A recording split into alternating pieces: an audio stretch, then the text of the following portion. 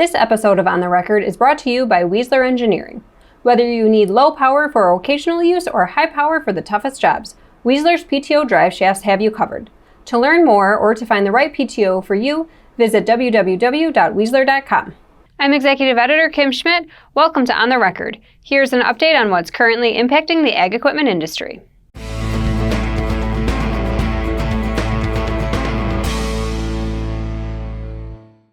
According to the results of the latest Ag Equipment Intelligence Dealer Sentiments and Business Conditions Update, a record net 15% of surveyed dealers indicated their used combine inventory was too low in June, a record low since the survey first began around 10 years ago.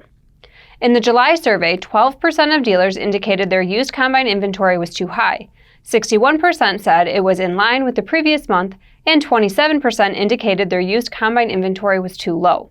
Commentary from dealers added more depth to the situation, with one dealer in the Corn Belt stating that they were running out of trade-ins because they have no equipment to sell. Another dealer from the Southern Plains region stated, "Our floor traffic is down due to low inventory. Our customers are calling around and buying from any dealer that has the equipment that they are searching for." This week's dealers on the move are Protestio Brothers Equipment and Shreveport Tractor. Colorado John Deere dealer Protestio Brothers Equipment has acquired Berthoud Motors' John Deere business. This adds a fourth location for Protestio Brothers. Louisiana Kubota dealer Shreveport Tractor will end operations on July 31st after 50 years in business. Now here's Ben Thorpe with the latest from the Technology Corner.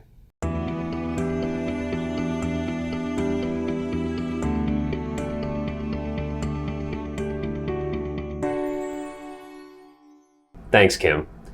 According to a study on precision agriculture conducted by the Association of Equipment Manufacturers, the American Soybean Association, CropLife America, and the National Corn Growers Association, the environmental benefit of precision ag technology fuel efficiencies is similar to taking 200,000 cars off the road every year. The study, which is geared toward educating the general population about the benefits of precision ag technology, notes that cultivating an estimated 10.2 million acres of cropland was avoided due to more efficient use of existing land. That is the equivalent of 3.5 Yellowstone National Parks. According to the study, productivity is increased an estimated 4% as a result of current precision farming adoption and has the potential to increase another 6% with broader adoption of precision technology. Kurt Blades, Senior Vice President of Ag Services for AEM, says the biggest opportunity with the most immediate need right now, however, may be in precision irrigation control. The western U.S. is currently facing the worst drought it has experienced in more than a millennium, according to the U.S. Drought Monitor.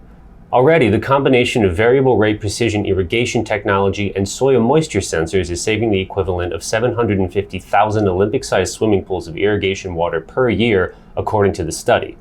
However, with full adoption, the U.S. could increase water savings an additional 21%, or nearly the equivalent of Cayuga Lake, the second largest of the Finger Lakes in upstate New York. But to realize some of this additional savings and environmental advantages, the U.S. needs more bandwidth, Blades says. Enter the push for rural broadband and an infrastructure bill. The ag industry has been very loud with anyone that will listen to talk about how wireless in field is needed for precision ag adoption. And I'll credit this study for changing the hearts and minds of some of those folks that are writing those bills to say it's not just to the anchor institutions and the houses, but it's also wireless in field. And they're listening because they recognize that there's a bigger societal gain if you have that wireless in field like we want, and that allows for all kinds of things to happen. Back to you, Kim. Thanks, Ben. On July 27th, the U.S. House of Representatives Committee of Agriculture passed the WIP Plus Reauthorization Act, which would reactivate the Wildfire and Hurricane Indemnity Program Plus for 2020 and 2021 disasters.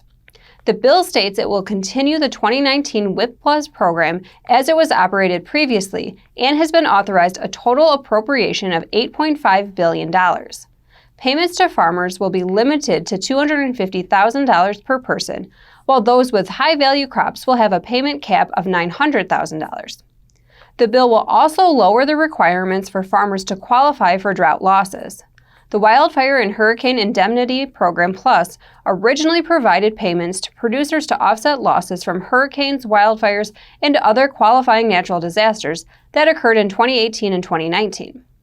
The original program covered losses of crops, trees, bushes, and vines that occurred as a result of those disaster events, milk losses due to adverse weather conditions, and losses to on-farm stored commodities. Congressman Mike Thompson, who represents California's 5th Congressional District and is a member of the House Agriculture Committee, said, "From extreme fires to historic drought, our district and our nation have seen devastating disasters this year and last year. Earlier this year, I introduced the WIP Plus Reauthorization Act to ensure we reactivate the critical Wildfire and Hurricane Indemnity Program Plus to help agricultural producers in our district. Today, I'm glad to see my bipartisan bill approved by the Agriculture Committee, and I'll work to ensure it's considered on the House floor as soon as possible." Groups that have expressed support for the bill include the National Farmers Union, the American Farm Bureau Federation, National Milk Producers Federation, National Sorghum Producers, and the National Cotton Council. Earlier this week, AGCO released its second quarter earnings report. Net sales for the second quarter were approximately $2.9 billion, an increase of approximately 43.5% compared to the second quarter of 2020.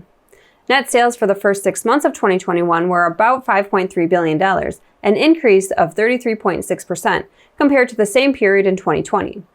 Excluding favorable currency translation impacts of approximately 6.3%, net sales for the first 6 months of 2021 increased approximately 27.3% compared to the same period in 2020. Looking at regional performance, all regions saw double-digit sales growth during the quarter. The largest increase was in the Asia-Pacific Africa region, where second quarter sales were up 56.7%.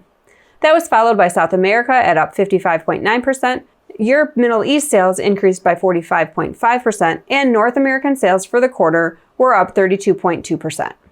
After peaking in May and June at its highest level since 2008, SEMA's General Business Climate Index for the ag machinery industry in Europe declined by 4 points in July to a reading of 68. While current business sentiments remain positive, fewer companies are expecting further turnover growth for the coming 6 months. For expectations for upcoming order intake, the shift was even more pronounced. The share of survey respondents expecting an increase in orders dropped to less than a third, the lowest level this year.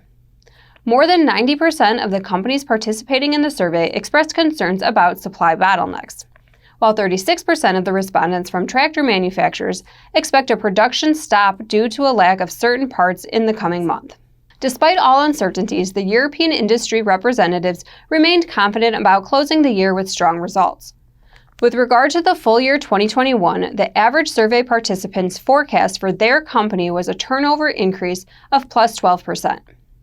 As always, we welcome your feedback. You can send comments and story suggestions to kschmidt@lessitermedia.com. Until next time, thanks for joining us.